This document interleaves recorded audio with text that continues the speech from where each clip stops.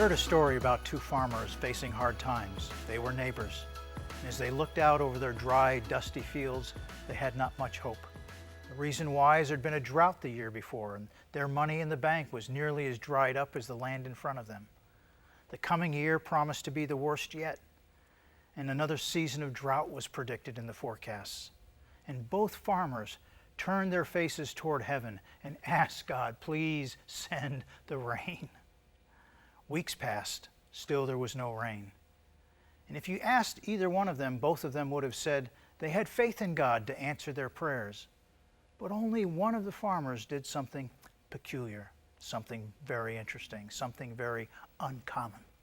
He climbed on his tractor and he started to plow his fields. He started to sow seeds into that dry ground. And in time, God answered the farmer's prayers. He sent the rain.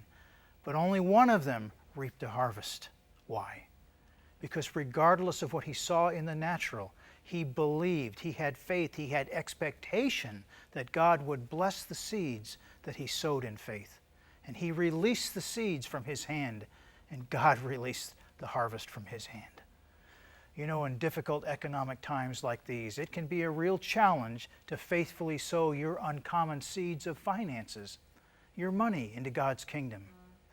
If you're afraid of not having enough, you can be tempted to hold on to whatever you have. You can be tempted to withhold from God. And I'll tell you this, withholding from God leads to a spiral of financial collapse. Why? Because the more you close your hand, the more God closes his hands. Proverbs says, withholding leads to poverty, but giving leads to increase. You know, to overcome a financial crisis, you need to maintain an uninterrupted cycle of letting go of your uncommon seeds by sowing into God's kingdom. You know, while the world's economic system tells you, hold on to what you've got, God's economy says, give and it will be given back to you. Good measure, pressed down, shaken together, running over. Instead of hoarding your seed, he asks you to trust him, to release it back to him. Give back to him what he's placed into your hands.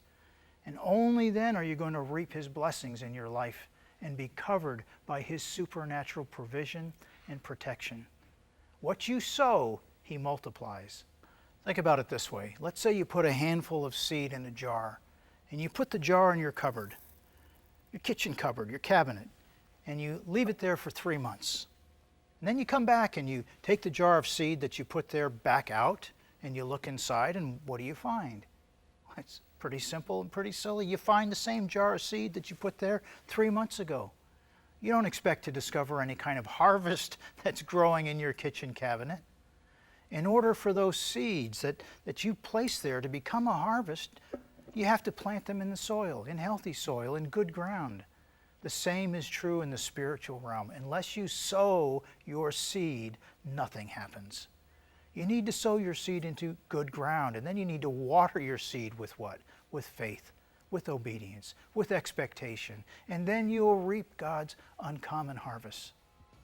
Thanks for joining me this week. I pray you'll have a great weekend. I'm going to be back again on Monday with more keys to unlocking God's blessings for your life.